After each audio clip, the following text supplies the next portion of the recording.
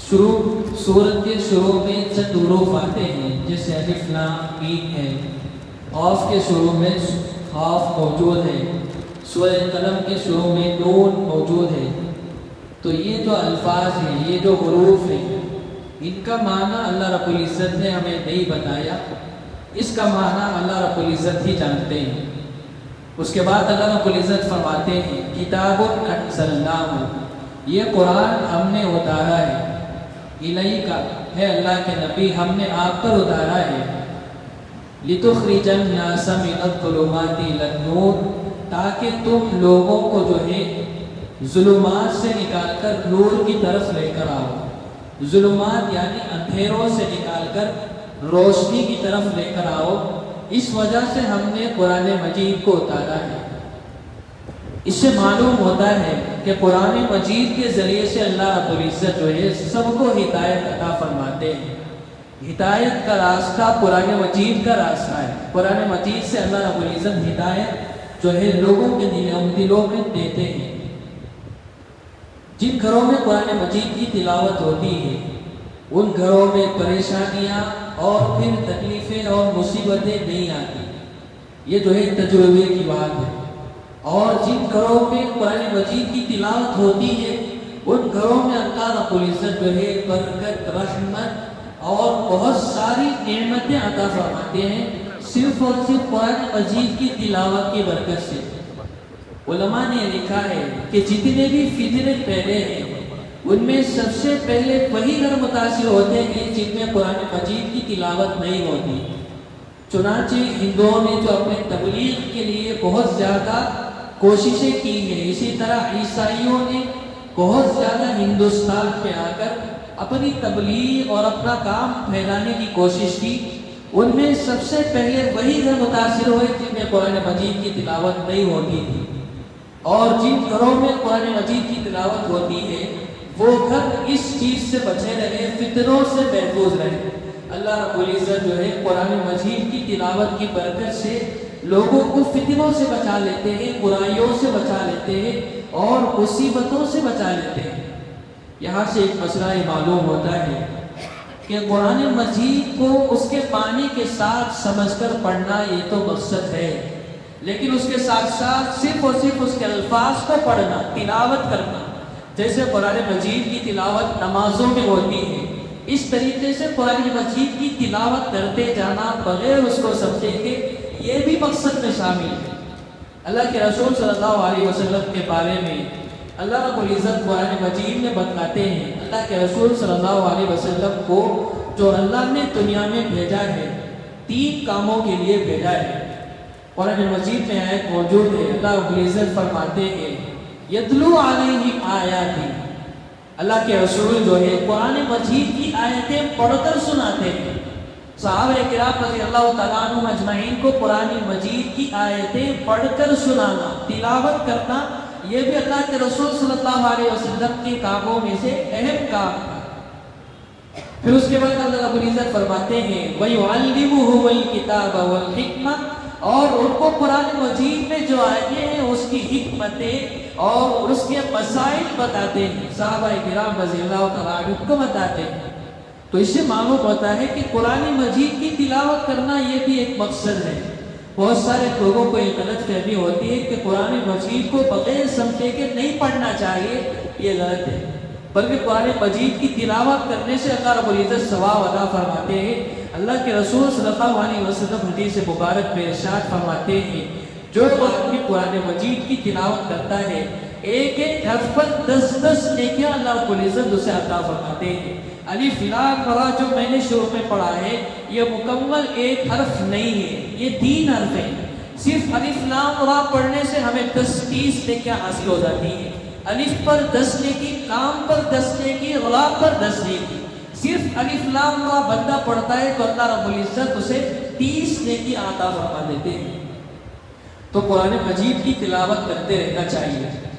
اس کے بعد جو اللہ رب العزت نے ارشاد فرمایا قرآن مجید کے ذریعے سے اللہ کے رسول صلی اللہ علیہ وسلم جو ہے لوگوں کو ظلمات سے نکال کر نور کی طرف لے کر آتے ہیں. ظلمات، اندھیرے، جہالت اور اسی طرح کفر و شرک، رسوانے اور پھر بدعات ساری چیزوں سے نکال کر اللہ رب العزت اللہ کے رسول صلی اللہ علیہ وسلم لوگوں کو دین کی طرف لاتے ہیں، ایمان کی طرف لاتے ہیں، لیکن اللہ کے حکم سے لاتے ہیں۔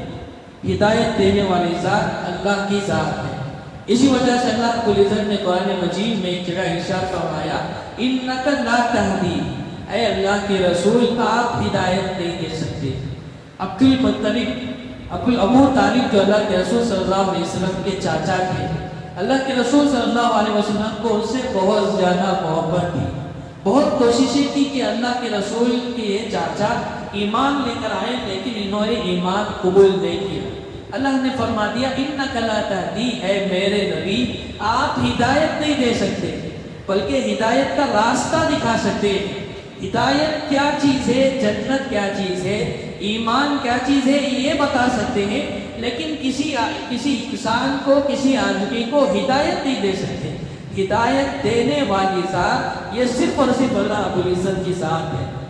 تو اسی وجہ سے انسان فرمایا ہے تخرج الناس من الظلمات الى النور بإذن ربهم۔ اس کے بعد بھی بہت سارے آیتیں ہیں، اس میں اللہ رب العزت یہ فرمانا چاہتے ہیں وما ارسلنا من رسول الا بلسان قومه، ہم نے جو بھی رسول بھیجے، دنیا میں بہت سارے رسول آئے، حضرت آدم علیہ السلام سے لے کر اللہ کے رسول صلی اللہ علیہ وسلم تک ایک رسولوں کا لمبا سلسلہ اللہ رب العزت نے دنیا میں بھیجا۔ جتنے بھی رسول آئے الا بلسان قومی، اللہ نے ان کے قوم کی زبان لے کر انہیں بھیجا۔ کسی کی زبان فارسی تھی تو اس رسول کی زبان بھی فارسی تھی۔ جس قوم کی طرف جو رسول آئے ان کو وہی زبان دے کر اللہ نے اپنے رسولوں کو بھیجا۔ لیکن اللہ کے رسول صلی اللہ علیہ وسلم دنیا میں آئے تو اللہ کے رسول صلی اللہ علیہ وسلم کی زبان جو ہے عربی تھی۔ اللہ کے رسول صلی اللہ علیہ وسلم نے حدیث میں ارشاد فرمایا کہ احب العرب، عربوں سے محبت کرو، عربی سے محبت کرو۔ کیوں محبت کرنا ہے؟ اللہ کے رسول صلی اللہ علیہ وسلم وجہ بیان فرما رہے ہیں لِأَنِّي عَرَبِيٌّ، اس لیے کہ میں عربی ہوں، اس وجہ سے عربوں سے محبت کرو، عربی سے محبت کرو، اس لیے کہ اللہ کے رسول صلی اللہ علیہ وسلم عربی ہیں۔ اور پھر اللہ کے رسول صلی اللہ علیہ وسلم ارشاد فرماتے ہیں وَالْقُرْآنُ عَرَبِيٌّ، اور قرآن جو ہے عربی زبان میں ہے، اس وجہ سے عربوں سے محبت کرنا ہے۔ اور تیسری وجہ اللہ کے رسول صلی اللہ علیہ وسلم نے ارشاد فرمایا وَكَلَامُ أَهْلِ الْجَنَّةِ عَرَبِيٌّ، اور جنت والوں کی زبان بھی عربی ہے۔ اللہ کے رسول صلی اللہ علیہ وسلم کو جو اللہ نے دنیا میں بھیجا ہے، اس کے بعد قیامت تک جتنے بھی آدمی آئیں گے سب کے لیے اللہ کے رسول صلی اللہ علیہ وسلم کو نبی اور رسول بنا کر بھیجا۔ اس سے پہلے جتنے انبیاء آتے تھے ان کا ایک لمٹ ہوتا تھا اور ان کا ایک علاقہ طے ہوتا تھا۔ کوئی رسول صرف اور صرف مصر کے لیے آئے، کوئی رسول صرف اور صرف عراق کے لیے آئے، کوئی رسول صرف اور صرف مدین کے لیے آئے۔ اس طرح ان کا ایک علاقہ ہوتا تھا اور ان کا ایک زمانہ ہوتا تھا۔ اس علاقے تک ان کی پیغمبری ہوتی تھی اور اس زمانے تک ان کی پیغمبری ہوتی تھی۔ اس علاقے کے آگے کوئی دوسرے نبی ہوتے تھے اور اس زمانے کے بعد کوئی دوسرے نبی ہوتے تھے، لیکن اللہ کے رسول صلی اللہ علیہ وسلم کے لیے نہ کوئی علاقہ ہے نہ کوئی زمانہ ہے، پوری دنیا کے لیے نبی ہے، اور یہاں تک کہ قیامت تک کے لیے اللہ کے رسول صلی اللہ علیہ وسلم نبی ہے اور پیغمبر ہے۔ اسی وجہ سے پچھلے جتنے بھی انبیاء ہیں ان کے بارے میں احادیث میں یہ بات آتی ہے کہ ان پر جتنی بھی کتابیں اتری تھیں وہ عربی زبان میں تھی، لیکن حضرت جبرائیل علیہ السلام اس کا ٹرانسلیشن کر کے ان کو وہ کتاب دیتے تھے۔ کسی کی زبان فارسی ہے، کتاب عربی میں اتری لیکن ٹرانسلیشن ہو کر ان کی اپنی زبان میں وہ کتاب دی۔ اس وجہ سے عربی میں کتاب ہوتی تھی لیکن الفاظ بدلے ہوئے ہوتے تھے۔ قرآن مجید ایک ایسا کلام ہے جو عربی میں ہی اترا ہے اور عربی میں ہی موجود ہے اور قیامت تک انشاءاللہ عربی میں بنے گا۔ یہ صرف اور صرف قرآن کریم کی فضیلت اور قرآن کریم کی شان ہے، عربی میں اتارنے کی وجہ۔ اور پھر اس کا مقصد کیا ہے؟ وہ سارے علماء نے لکھا ہے کہ عربی زبان بہت آسان زبان ہے، بہت جلدی آدمی عربی کو سیکھ لیتا ہے، اسی وجہ سے جب صحابہ تبلیغ کے لیے باہر نکلے، جتنے علاقوں میں وہ گئے وہ سارے علاقے عرب ہو گئے، مصر گئے، عراق گئے، اب وہ سارے علاقوں میں عربی چلتی تھی۔ بہت جلدی اس علاقوں والوں نے عربی کو سیکھ لیا، اب ان کو عرب ممالک کہا جاتا ہے۔ اسی وجہ سے اللہ نے جو ہے قرآن مجید عربی میں اتارا، اور اللہ یہ چاہتے اپنی قدرت سے کر سکتے تھے کہ ہر زبان میں قرآن مجید اتار سکتے تھے۔ ہندی والوں کے لیے ہندی کا قرآن، کنڑ والوں کے لیے کنڑ کا قرآن، پنجاب والوں کے لیے پنجابی کا قرآن، سندھ والوں کے لیے سندھی کا قرآن، اور بنگلہ دیش والوں کے لیے بنگلہ دیشی قرآن ایسا اتار سکتے تھے، لیکن اللہ رب العزت نے ایسا نہیں کیا۔ قرآن کریم کی حفاظت مقصد تھا، اگر ایسا کر دیتے تو پھر ہر آدمی جو ہے اپنے اپنے طریقے سے قرآن کو بنا لیتا۔ حالانکہ ہم دیکھتے ہیں قرآن عربی زبان میں اترا ہے، لیکن جب اس کے ترجمے ہوئے ہیں، اردو کے کئی ترجمے موجود ہیں، انگلش کے کئی ترجمے موجود ہیں، ہر ترجمہ ایک ترجمے سے الگ ہے، اور ہر ٹرانسلیشن میں جو ہے دوسرے ٹرانسلیشن سے بہت زیادہ فرق موجود ہے۔ اسی وجہ سے اللہ رب العزت نے قرآن مجید کو صرف اور صرف عربی زبان میں اتارا ہے۔ عربی کی یہ خاصیت ہے کہ آدمی اس کو بہت جلدی سیکھ لیتا ہے۔ تھوڑا زمانہ جب گزر گیا، صحابہ کا زمانہ ختم ہو گیا، حجاج بن یوسف کا زمانہ تھا، اس نے ایک مرتبہ جو ہے اپنے دور حکومت میں یہ پیغام بھیجا کہ ذرا یہ دیکھیں آج کے بڑے علماء کون ہیں۔ تو معلوم ہوا کہ جتنے علاقے ہیں وہاں سب بڑے علماء، قرآن کی تفسیر کرنے والے، حدیث کی تشریح کرنے والے جتنے بھی علماء ہیں، سب کے سب غیر عربی ہیں، عرب والے نہیں ہیں، سب کے سب جو ہے غیر عربی ہیں، یعنی عجمی ہیں۔ عرب کے باہر کے لوگوں کو عجمی کہا جاتا ہے، سب کے سب عجمی ہیں، صرف دو بھی علماء ایسے تھے جو عربی تھے۔ تو عربی زبان ایسی ہے جو آدمی جو ہے اس کو بہت جلدی سیکھ لیتا ہے۔ آج جتنا دین کا مواد، دین کا لٹریچر موجود ہے، اور قرآن حدیث کی جتنی تشریح موجود ہے، اس میں سب سے زیادہ حصہ جو ہے ہندوستان والوں کا ہے، ہندوستان کے علماء کا ہے۔ یہ خاصیت ہے عربی کی۔ پھر اس کے بعد جو ہے دوسرا جو سورہ ہے، آج جو ہم نے دوسرا سورہ قرآن مجید کا جو پڑھا ہے تراویح میں، سورۃ النحل۔ نحل کا مطلب جو ہے شہد کی مکھی۔ اس سورے میں اللہ رب العزت نے شہد کی مکھی سے کلام کیا ہے، شہد کی مکھی سے بات کی۔ اسی وجہ سے اس سورت کا نام سورۃ النحل پڑ گیا۔ نحل کہتے ہیں شہد کی مکھی۔ شہد کی مکھی ایسا جانور ہے جس سے ڈائریکٹ اللہ رب العزت نے بات کی، اور اس نے حکم کیا کہ زندگی میں اسے ایسے طریقہ اختیار کرنا چاہیے۔ اس کا تذکرہ آگے آئے گا۔ شہد کی مکھی کے بارے میں بہت ہی زیادہ عجیب و غریب باتیں موجود ہیں۔ اللہ رب العزت نے اس کو بہت زیادہ عقل عطا فرمایا ہے۔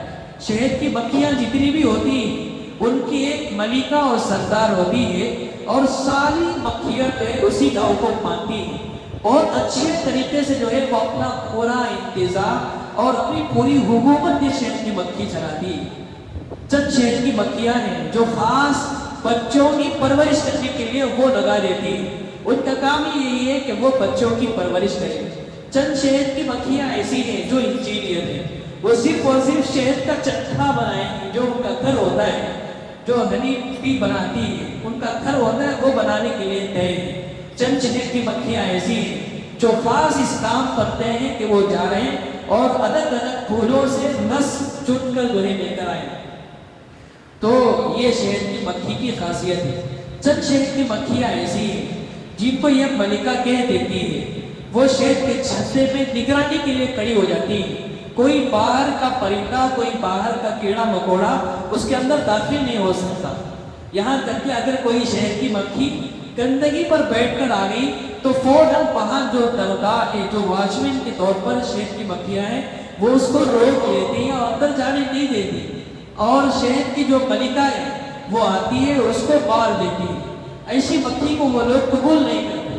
ایسی عجیب و غریب صفت کی شہد کی مکھیاں ہیں۔ ان سے اللہ رب العزت کی بات کی قرآن مجید کی سورت میں اللہ رب العزت فرماتے ہیں وَأَوْحَىٰ رَبُّكَ إِلَى النَّحْلِ، آپ کے پروردگار نے شہد کی مکھی سے کہا انتخذی من الجبال بیوتا، انتخذی تو بنا لے، من الجبال بیوتا اپنا گھر بنا لے پہاڑوں پر، ومن الشجر اور درختوں پر، ومما یعرشون اور بلند بلند عمارتوں پر۔ آج ہم دیکھتے ہیں کہ شہد کی پکھیوں کا جو چھتا ہوتا ہے، ان کے جو گھر ہوتے ہیں وہ بلند جگہوں پر ہوتے ہیں۔ اس کی وجہ یہ ہے تاکہ شہد جو ہے محفوظ رہے گندگیوں سے اور پولیوشن سے محفوظ رہے۔ اس وجہ سے اللہ رب العزت نے شہد کی مکھی کو یہ حکم دیا۔ وَكُلِي مِن كُلِّ الثَّمَرَاتِ، اس کے بعد اللہ رب العزت ارشاد فرماتے ہیں اور پھلوں سے تم لوگ جو ہے رس کو کھاؤ، رس کو اپنے اندر حاصل کر لو۔ شہد کی مکھیاں جو قریب میں جو پھل یہ فلاورز ہوتے ہیں، جو پھول ہوتے ہیں، ان پر جا کر جو ہے بیٹھتی ہیں اور پھر اس سے رس کو نکالتی ہیں۔ یہ رس ان کے پیٹ میں جاتا ہے اور پھر اسی سے میٹھا میٹھا شہد بنتا ہے۔ یہ اللہ کی عجیب و غریب حکمت ہے۔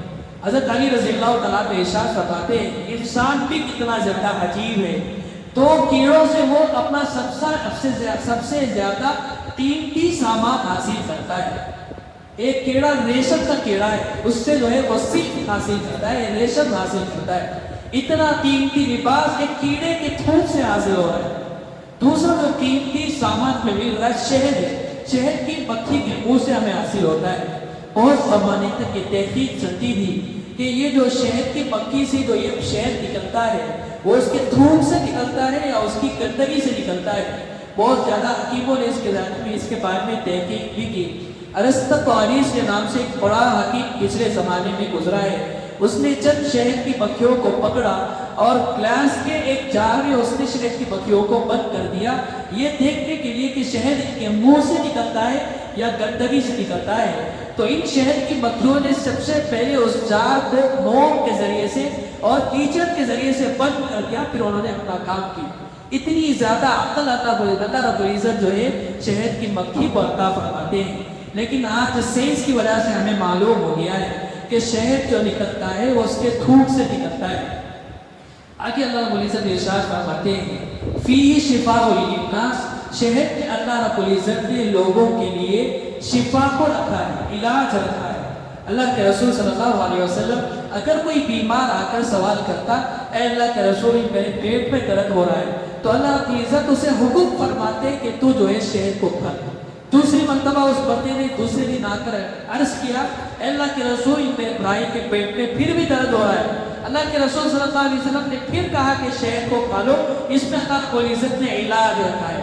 تیسرے دن آ کر اس بندے نے پھر کہا اے اللہ کے رسول میرے بھائی کے پیٹ میں پھر بھی درد ہو رہا ہے۔ اللہ کے رسول صلی اللہ علیہ وسلم نے فرمایا کہ اللہ نے سچ کہا ہے، شہد میں علاج ہے، تم شہد کو کھاؤ تمہارے بھائی کا پیٹ جو ہے وہ چھوٹ جائے۔ وہ جو ہے شہد کو قبول نہیں کر رہا ہے ورنہ اس کے ذریعے سے علاج ہو سکتا تھا۔ بہت سارے لوگ آج بھی عقیدہ رکھتے ہیں کہ شہد میں ہر قسم کی بیماری کا علاج ہو رہتا ہے، بس بندے کا جو خیال ہوتا ہے اسی کے مطابق اللہ رب العزت فیصلہ فرماتے ہیں۔ اللہ کا یہ مشہور مقولہ اللہ یہ کہتے ہیں انا عند ظن عبدی بی، بندہ میرے بارے میں جیسا میرے بارے میں خیال کرتا ہے ویسا ہی میں اس کے بارے میں فیصلہ کرتا ہوں۔ دعا فرمائے کہ اللہ رب العزت ہمیں کہتے ہیں سننے سے زیادہ عمل کی توفیق عطا فرمائے۔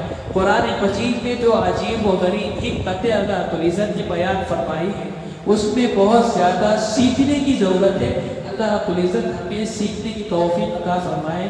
آمین وآخر دعوانا الحمدللہ رب العالمین۔